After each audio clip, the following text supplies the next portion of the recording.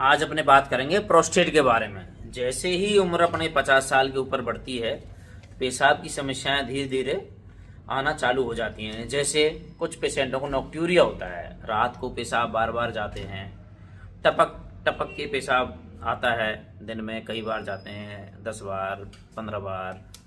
कई बार पेशाब में इतनी रुकावट हो जाती है कि रिटेंशन होने की समस्या हो जाती है।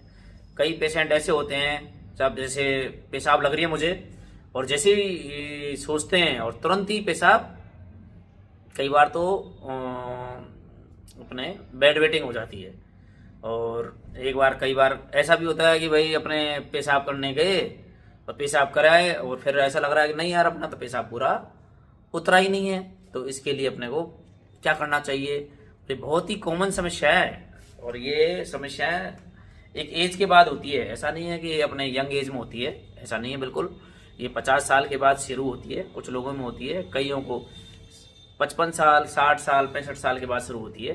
लेकिन जो समस्याएं हैं, कुछ लोगों को ऐसी, मैंने कई बार डे टू डे प्रैक्टिस में ये समस्याएं देखी हैं लोगों में। तो इसके लिए अपने को क्या करना चाहिए? सिंपल सी बात है, एक सिंपल की सोनोग्राफी करवानी है। उसमें प्रोस्टेट की जो ग्रेड होती है, ग्रेड 1 2 3 ग्रॉस, और ग्रेड 3 होती है, उसमें वो ग्रॉस प्रोस्टेट होती है। कई बार ऑपरेशन करवाने की जरूरत पड़ती है। पीएसए की जांच करवानी चाहिए, अगर 60 साल से ऊपर उम्र है पीएसए की जांच करवानी चाहिए। तो उसके बाद अपने को कई बार प्रोस्टेट का कैंसर होता है, बैक पेन होती हैं, बहुत सारी चीज़ें हैं, धीरे धीरे ये पता लग पाता है।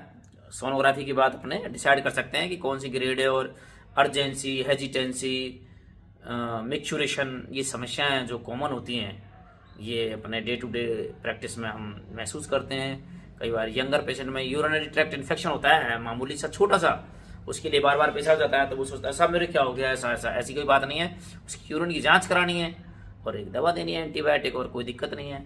कई बार ऐसा होता है कि कल्चर कराने की जरूरत पड़ती है, बार बार एंटीबायोटिक देते हैं लेकिन रेस्पॉन्ड नहीं कर पाती हैं, तो उसमें यूरिन कल्चर करवाएं। उसके बाद जो प्रॉपर एंटीबायोटिक है उसका डोज दें, 7 से 14 दिन का जो कोर्स है उसको लें, बिल्कुल ठीक हो जाएगा। तो प्रोस्टेट को नज़रअंदाज ना करें। एक अपनी जैसी भी उम्र हो, प्रोस्टेट के लिए सोनोग्राफी करवाएं, पीएसए की जांच करवाएं। धन्यवाद।